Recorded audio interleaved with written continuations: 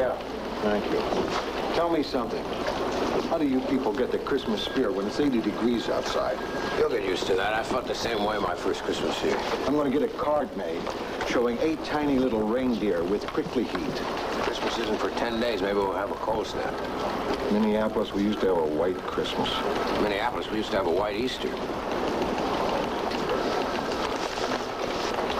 Morning, Donovan. Good morning, Lou. What do we have in the Christmas file? Well, let's see here.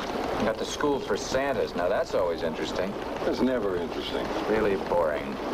However, this year the city's forcing them to hire a couple of women. That's progress. Women have won the right to wear a beard. Then there's this beware of pickpockets in the busy season piece. How stores catch shoplifters, the dangers of faulty wiring on Christmas trees. Great stories. Dripping with warmth, every one of them. Oh, warmth you wanted. Billy's got something. Billy? Show him that piece you got off the police beat. A motorcycle cop found an entire family living in a tent next to the freeway this morning. Oh, yeah, let me see that. Right out of the grapes of wrath. No money, no home, no nothing. They came to California thinking it was the land of opportunity. And the dream went sour. I think we have something here. A Christmas story? You bet. Get out there with animals, see what you can find. And Billy. Yeah, Lou? Don't let me see the phrase, no room at the inn. You're going to really make this a challenge for her, aren't you?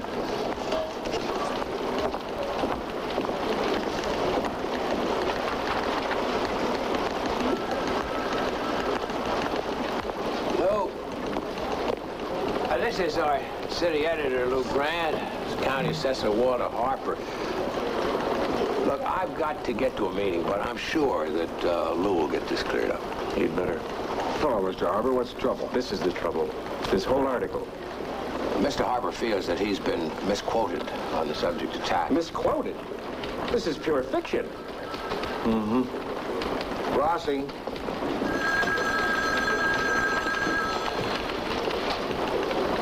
Oh, Mr. Harper? Rossi, Mr. Harper says you misquoted him about raising taxes. No way. Every word's a direct quote. Can you document it? Not to word. Mr. Harper, I stand by my reporter. Do you indeed? Well, I have an appointment with your publisher in 5 minutes. Perhaps you'd like to stand by him up there. Okay. Fine. I'd love to join you, but I know. You have a meeting.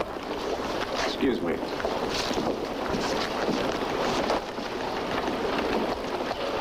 It's flagrant, and at the very least, criminally irresponsible. Bull. What do you say, Mr. Rossi? He said bull. I asked Mr. Rossi what he had to say in his own defense. Do you have your notes, Mr. Rossi? Full and complete notes. All up here. What? Total recall. I said, what about a tax hike, Mr. Harper? And he said, no way to make up the deficit without one. And I said, why haven't you mentioned it in your speeches? And he said, the voters would kill me. And I said, they have to find out sometime. And he laughed and said, well, there's time enough after the election. See, total recall. The man didn't take a note. Now, he can stand here now and say any fool thing he wants. Meanwhile, I've been made to look like a hypocrite by your paper. With a memory like mine, I frankly don't know why I even bother to use one of these. Oh, now, wait a minute. I think there may just be a law about using electronic eavesdropping devices. Please, Mr. Harper, let's listen to this. What about a tax hike, Mr. Harper? No way to make up the deficit without one. Why haven't you mentioned in your speeches? Voters would kill me. They have to find out sometime. There's time enough after the election. Now, give me that. What are you going to do, erase it? Everybody heard it. No, you didn't go back far enough.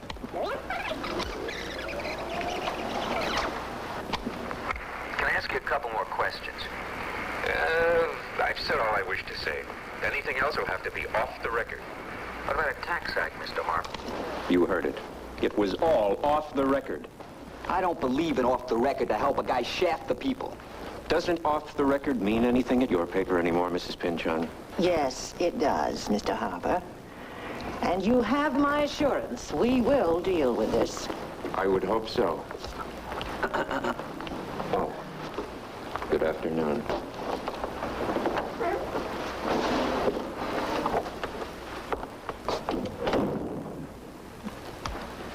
You have violated one of the fundamental tenets of newspaper reporting. I do not intend to condone this behavior. Do you hear me? But Mrs. Pinchot, Do you hear me, Mr. Rossi? Yes, yes. Good. Now, will you please leave us? Wait for me downstairs. I want to talk to you.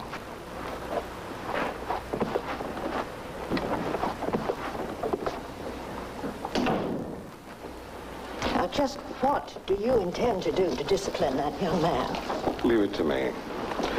When you're dealing with a man of his talents, you have to be careful. He's very high-strung, very temperamental, but he can be handled. It's a matter of understanding human psychology. I know how his mind works, and therefore I know the right psychological level on which to approach him. I'm going to kill you, Rossi. Let's not make irresponsible threats. It's not irresponsible. It's carefully thought out. I'm going to kill you. Look, Lou, not physically, you understand, much as I'd enjoy it. No, I'm going to kill you intellectually. I'm going to break your spirit. What does that mean? That means that I've given this some careful thought. A lot of effort is going to go into choosing your next assignment.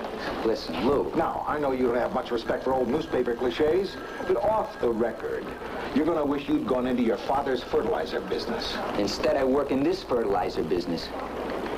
Still have a little fight left in you, huh, kid? Yeah. You won't.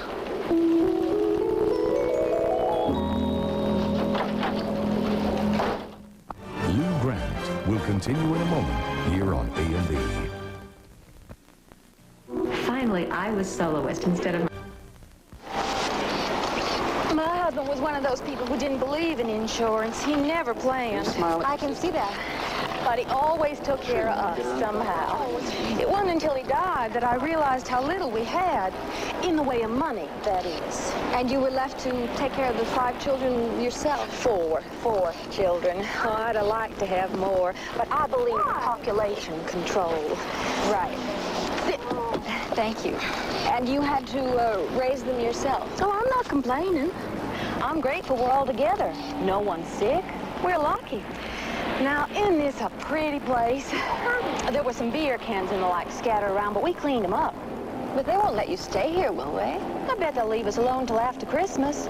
I sure hope so. We're putting up our decorations. Why don't you hold up your little sister so she can hang that item? Yeah. And after Christmas, we'll find someplace else. We own the tent. The grass is free and the sun is warm, at least in California. I think you're amazing. No, we're not. Honey, people survive. Our rent is free, no medical bills so far, and we're together. I wasn't kidding. I think we're lucky. Great.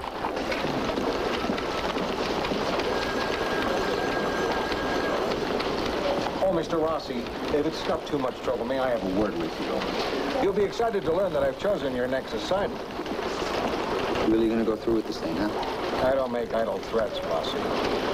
In your case, I've spent some time selecting a story tailored to your special skills, both as a writer and as a reporter. And I'm about to toss you a ball that you can really run with. Terrific. The Assistant Commissioner of Motor Vehicles has just completed 25 years on the job. No kidding. 25 years. Now, he spends half of his time in Sacramento, but fortunately, he's down here at his home base right now. Come on. I'm sure a hotshot reporter like you can find a story in that. The angles are endless. For instance, does he have to pass a test to get a license? Lou, I'm sorry about the off-the-record thing. Penny Parallel Park. That is something that I, as a reader, would sure like to know. Really sorry. You don't know how sorry. How many licenses does he issue each day? Each week? Each year? For God's sake, Lou, how many times a year does he commute between L.A. and Sacramento? Why, I didn't even think of that one. I apologize. Is that what you want? Maybe you could spend a typical day traveling with him between cities. L.A. to Sacramento. Sacramento to L.A. No. Do you want me to grovel? Is that it? No. Oh, let's go out and cover this story. Now go bring me back a good, long, sexy feature on 25 years of motor vehicle registration. Now get cracking. Rossi. sure and keep your mouth shut. We want this story to be an exclusive.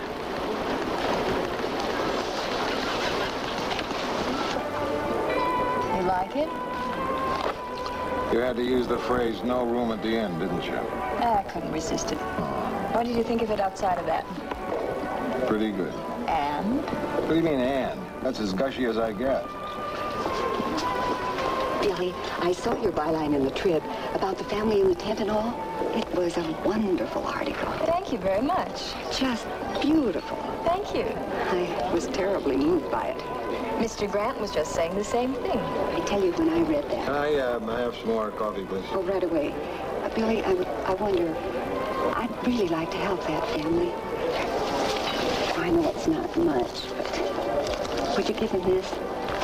Oh, no, I can't. Oh, look at that. Vivian! No, don't do that. She wants you to give it to him. You only make her feel stupid if you give it back. Well, what'll I do with it? Give it to those people. $2? You may get some more. If you touch Vivian, you probably touch some others. I bet you get some more. You think so? I wouldn't be at all surprised.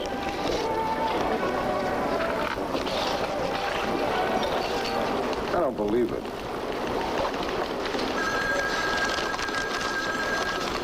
Please forward this check for $20. It may help a little. Here's another one with money in it. Cash, $10. Please give this to those poor people. Who says cash in the mail? When I realized how lucky my family is, instead of buying Christmas presents this year, we decided... You're going to have to open a bank account for these people and deposit all this stuff. I know.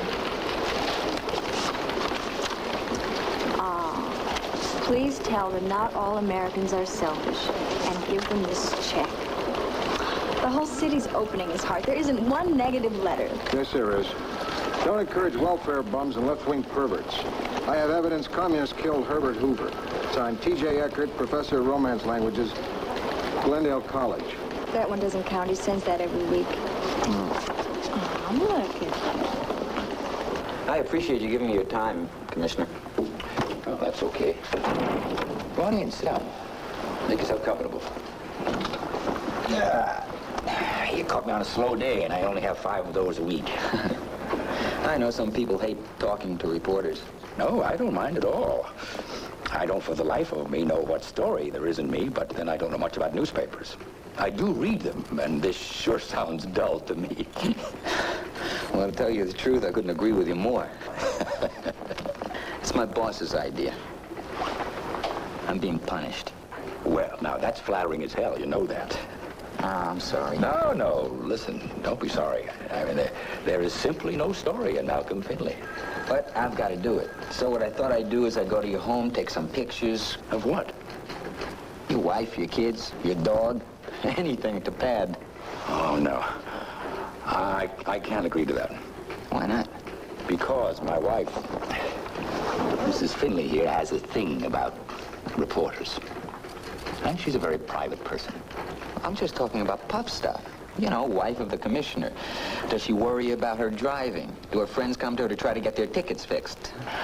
I know, but she just does not want her family in the public eye. You know, she's shy and uncomfortable with interviews. And, well, let's face it. She does have a right to her privacy.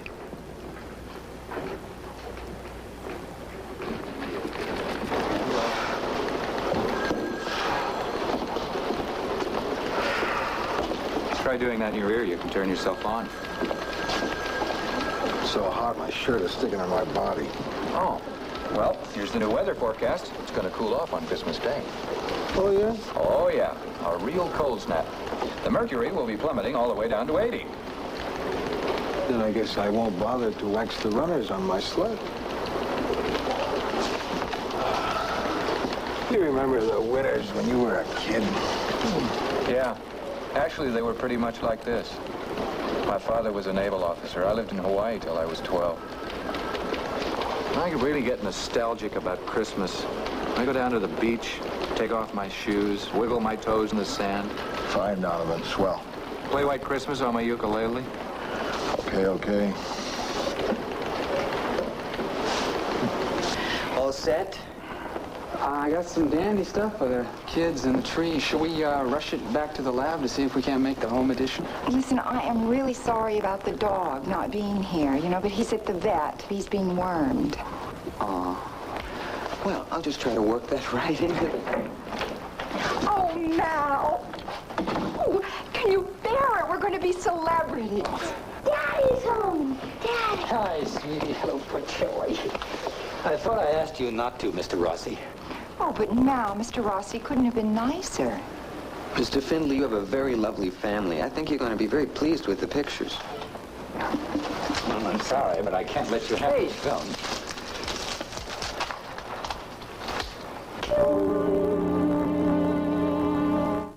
Lou Grant will continue in a moment here on A&E. So far, the amount comes to $9,416.25. $9,000? I can't get used to that word, thousand. Now, if you said 100, I might be able to believe it. No, I still wouldn't believe it. Here's your bank book. All you have to do is sign this card, and it's all in here. Oh, you see that, kids? We're rich! Well, I wouldn't say rich exactly, but you won't have to spend Christmas in a tent at any rate. Oh, that's for sure. There's just one thing I gotta tell you, though. I'm kind of ashamed to say it, but you'll have to show me how to use this. You see, I never had a bank account before.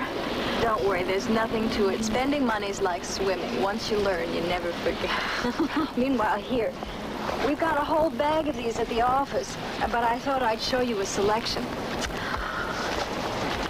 I'm gonna answer every one of these personally. Every one. Oh, my, would you look at these? And there's more coming in. Instead of toys this year, thanks for teaching my family the true meaning of Christmas. They're moving into a real apartment this afternoon. Huh? I thought we could all chip in and send them over a Christmas tree. Not a bad idea. We ought to get two while we're at it.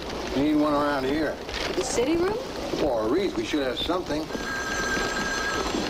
What's this? Lou wants something to make it feel like Christmas around here. How about a drink? That might help. Hey, seriously, we are going to have a party, aren't we? A party? What do you mean? Christmas party. Gotta have a Christmas party Christmas Eve. Right after we put the city edition to bed. Gotta have a Christmas party. I think most people would rather go home on Christmas Eve, Lou. They can go home any night. Christmas Eve should be something special. What do you say, huh? We'll get some decorations, some eggnog, huh? We'll get some booze. Well, I really think most people would rather be with their families.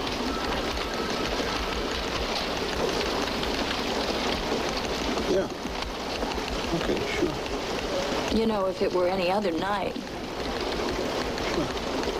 Do you have any plans? Oh, yeah. Don't worry about me. I wasn't worried. I just wondered. Sure. Big plans. Big plans. Yeah, there's a place off Hollywood Boulevard that sells out-of-town newspapers.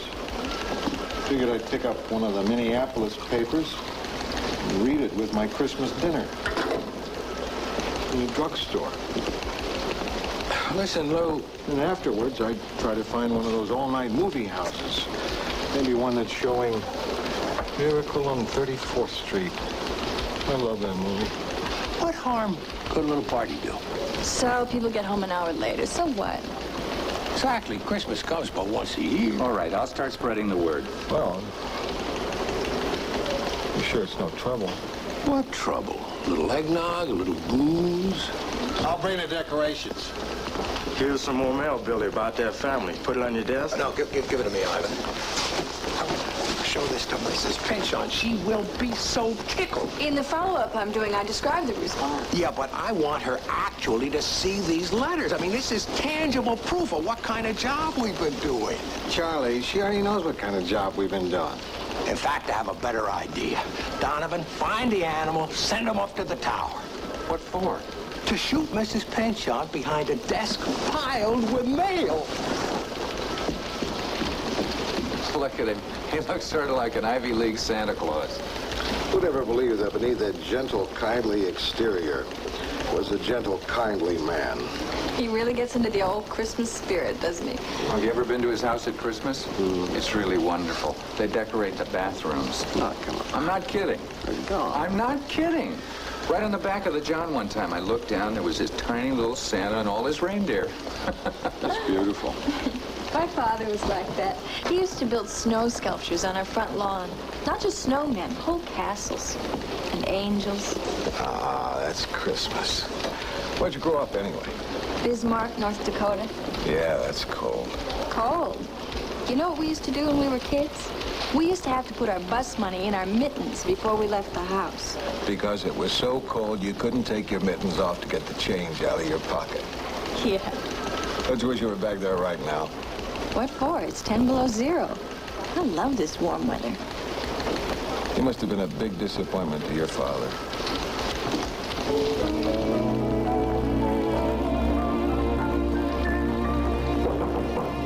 Come in.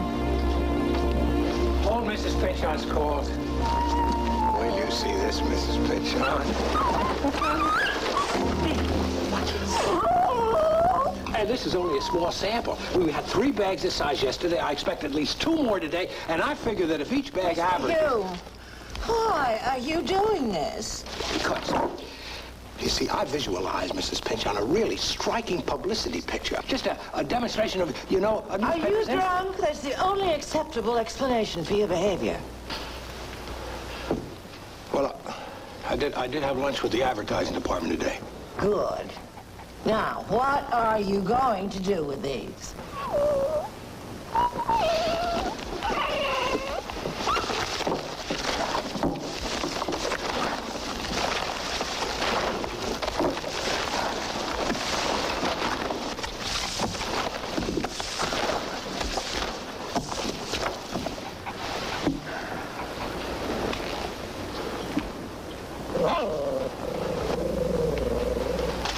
No, not now, animal.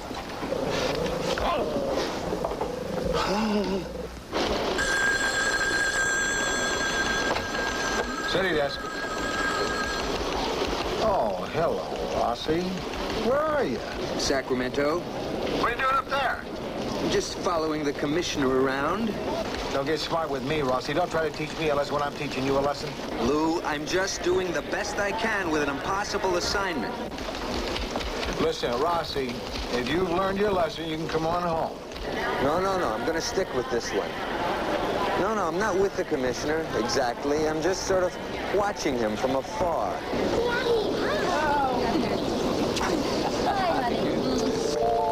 I gotta go now, Lou. And Lou, thanks for the assignment.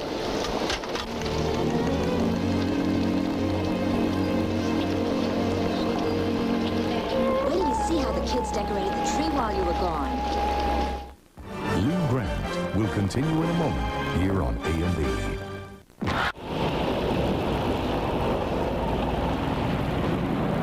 Hey, this isn't bad. Better than a tent and a whole lot drier. Yeah, that's right. Rain followed by mildew. That's your version of a white Christmas out here. That's one of Emily's kids. Hi, Frankie. Attaboy. I used to make a few bucks myself polishing cars. You didn't have to do that. Oh, just little things. For the younger kids. I like buying toys. That's lucky for your granddaughter. Yeah, it worked out nicely. She likes breaking toys.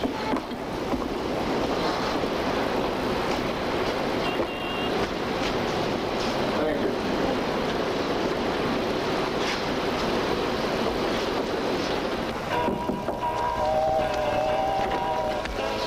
Why, Miss Newman, how nice to see you. Emily, this is Lou Grant, my editor. Pleased to meet you, Mr. Grant. Lou, pleased to meet you, Emily. You're a plucky woman. I'm a lucky woman. Come on in.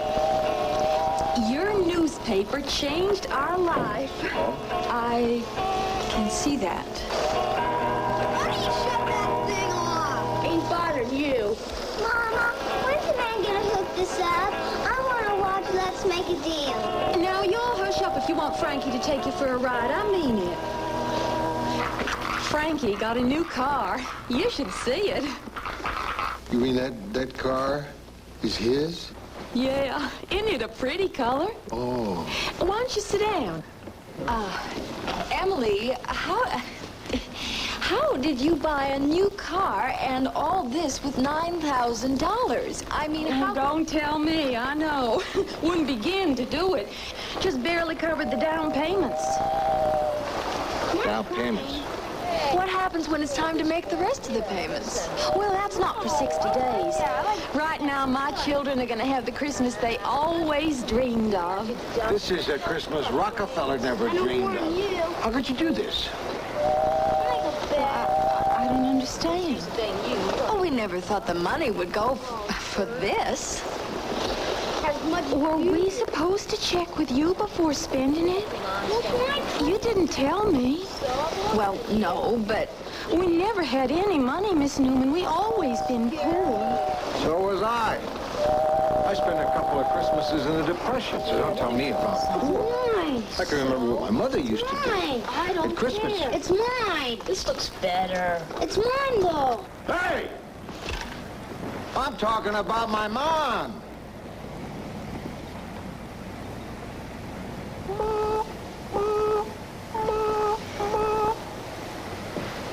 We were poor, too. But my mother saved up all year. Do you know what she gave me for Christmas when I was his age? A pair of socks. Brown socks. Being poor is no excuse for this. It's just dumb. Lou. Well, it is. That money could have been used to set up an education fund for these kids. Instead, it's a down payment for a lot of junk that'll all have to go back when you can't pay for it. That's dumb. He's right, Miss Newman. I know he's right. We should have spent the money on what you wanted us to instead of what we wanted. Well, that's not what I meant. I'm no good with money. I just don't know how to say no to kids. I never had to say no before. Yeah, well, there was no reason to. I realize. All I wanted was to make my children happy for Christmas. I didn't buy nothing for myself, not even a new dress. But if they were happy, then it'd be a lot easier for me, and then maybe I bought that for myself. I wasn't thinking about their future, and that is dumb. And I'm dumb. And I don't deserve the money. Oh, no. Sure you do. I mean, how do you say no at Christmas? Look, you don't. Nobody does. Christmas is a time to splurge. In fact, I came here to invite you to the Christmas party we're having at the newspaper tomorrow night. Really? Yeah. Sure. So, we'll see you tomorrow night, huh? What about these? What? Those? Oh. No, these are just, my laundry.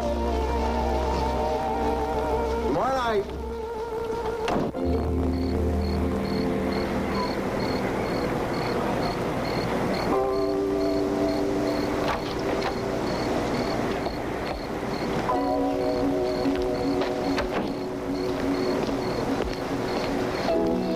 Sorry, I had you wait out here, Mr. Rossi. Sorry I had to disturb your evening. Well, you're going to disturb a lot more than my evening, aren't you? I'm afraid so.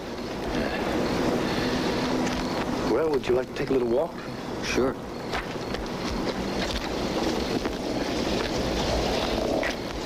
How? That's the obvious question. How did you come to be married to two women at the same time? Well, it's easier than you think.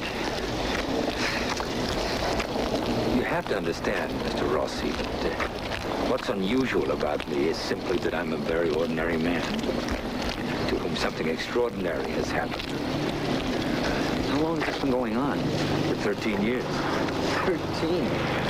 Wow. My job makes me travel back and forth almost constantly between Sacramento and Los Angeles. And it was on a trip to Los Angeles that I met Kay. And I began to see her more and more. And I suppose that sort of thing happens quite often. But other men don't marry their girlfriends, at least not without divorcing their wives first. Well, I love my wife, Alma. I still do. But gradually I began to find myself falling in love with Kay, too. Kay's a very old-fashioned girl. That thing's like bigamy. No, she didn't know I was married. She's old-fashioned about premarital affairs. And she thought that if I didn't want to marry her, then I didn't love her. But I did love her. So, how could I not? What about Alma? Alma? Yes. I love her. I love them both. And I've been happy with them. My God, I think I've made them happy. With no problems? Well, virtually none. Although 6 specialists have been unable to do anything about my ulcer. And outside of that, there are virtually none. Unless you want to count yourself, you know. Oh, but it was going to come out sooner or later. Well, maybe. Maybe.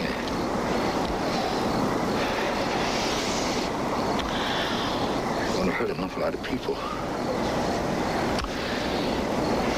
Really damage them. The thing is, to you, it's just a story, see?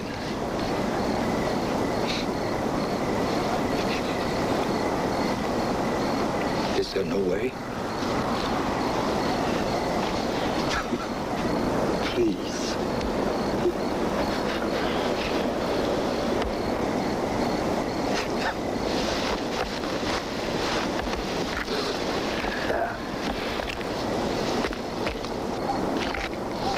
Forgive me for that. Sure. Let me ask you a favor, then, if I may. Can I see a copy of the story before it appears? You know, not much before, but just enough to give me some time to prepare before they see it. I'm sorry, really. We just don't do that as our policy. It could lead to real problems in some cases.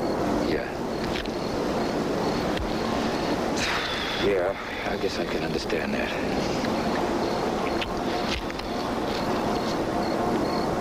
Well,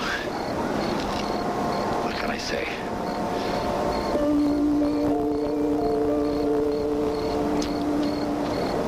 Thank you for talking to me.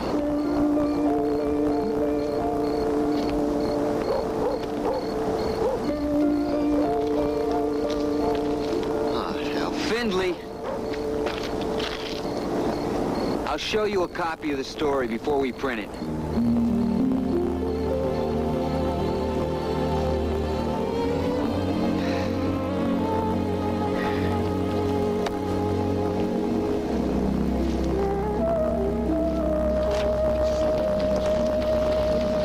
Hey, Lou.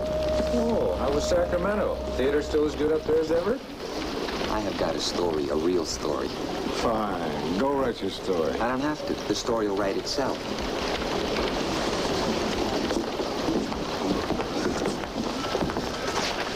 Hey, Wussy, you staying for the party? Oh, gee, Lou, I don't know. It's Christmas Eve. I know it's Christmas Eve. That's why we're having a party. Everything except for the party? I'll be there. How many people you have lined up? I'll be there. Lou Grant will continue in a moment here on A&B.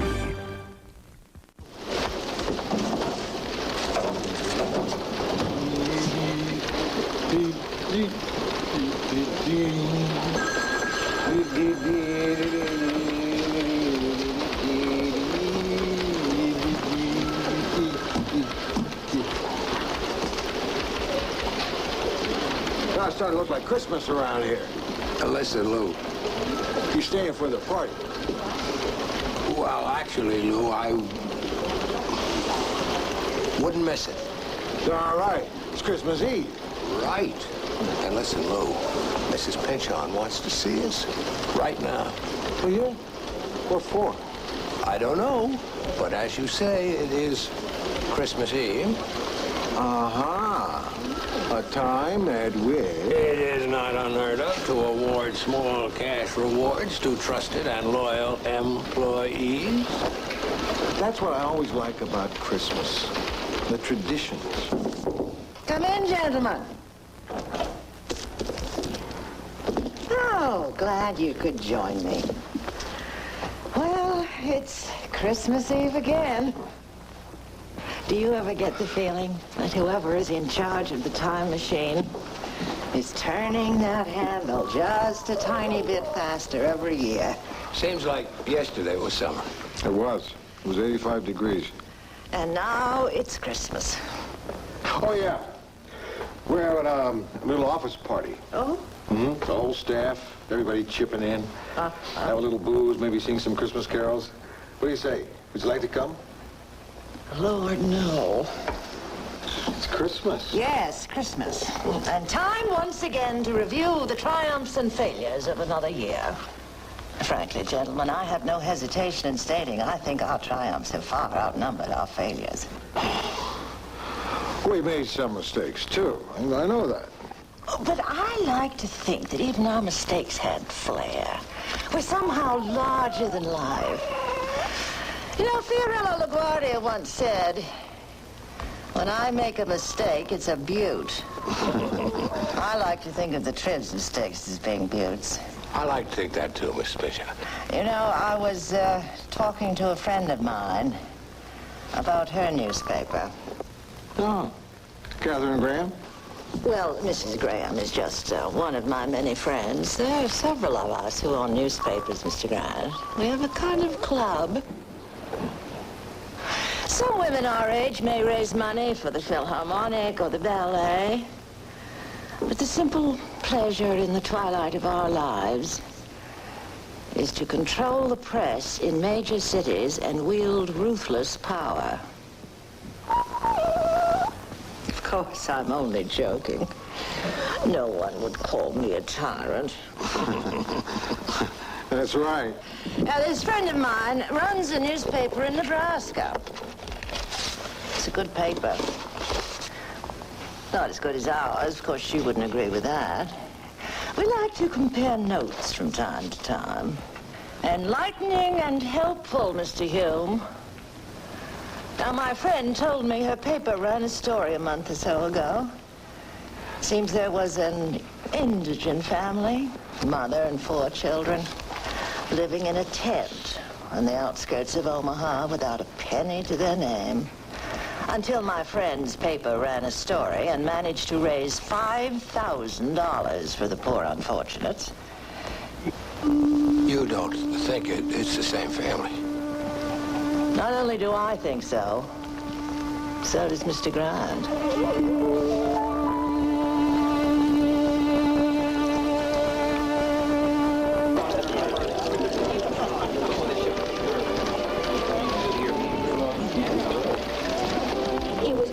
$4,000. You mean to if say... they say it was $5,000 and somebody on that paper kept $1,000 of our money, that really makes you wonder about people, doesn't it? How can you say it was your money? People send it in for us. Oh, well, you take your chances. In Dallas, for example, when they ran that story, we didn't get a penny. Of course, that was in August, and you can't make people feel much sentiment in August.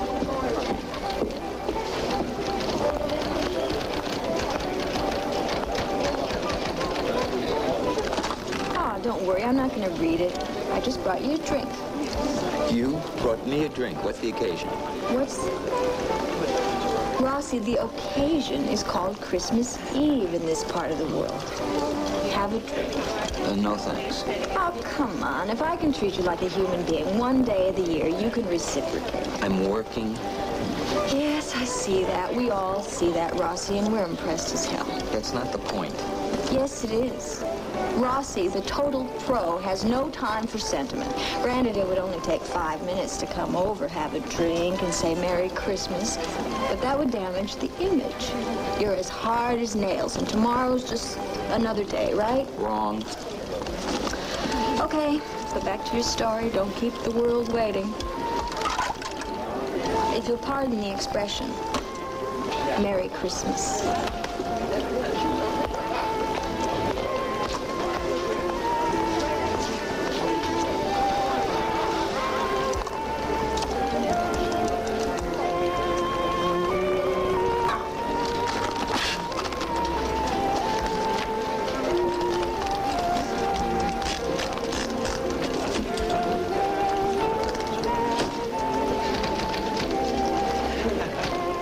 Don't you feel ashamed? What for? The papers are nice enough to write about us, and people are nice enough to give us money. It's how we survive. It's all we know. But I gotta tell you this. That Miss Newman, she wrote the nicest piece about us we ever had. This can't go on indefinitely, you know.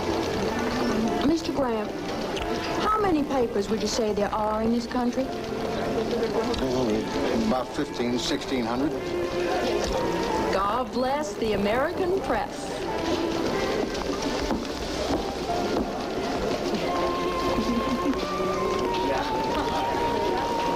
Billy know about her yet? I thought I'd wait until after Christmas to break it to her. Then you can tell her about Santa Claus. Lou, I'm sorry. I really have to get home. Oh, that's okay. Thanks for coming. Tell your wife Merry Christmas for me. Wait.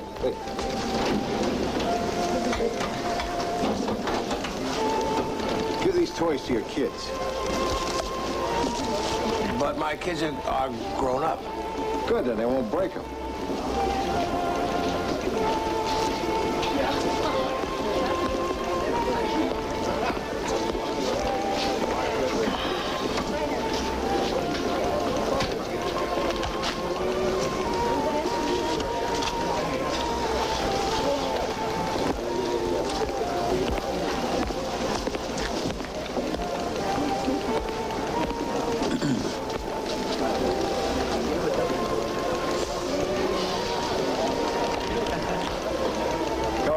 Vehicle Department is instituting a pilot program to reevaluate the driving skills of people over the age of 65. Assistant Motor Vehicle Commissioner Malcolm Finley said the program is patterned after similar programs in other states. What's this? It's the most boring crud I ever read in my life. This is the story that you came up with? The one that was going to write itself? Guess I was wrong. I thought you could find a story in anything. Apparently, I can't. Well, don't worry, kid. It happens to the best of us.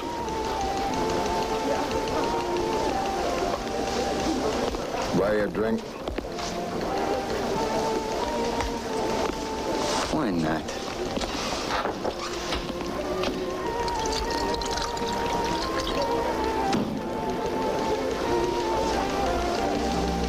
Merry Christmas? Why not?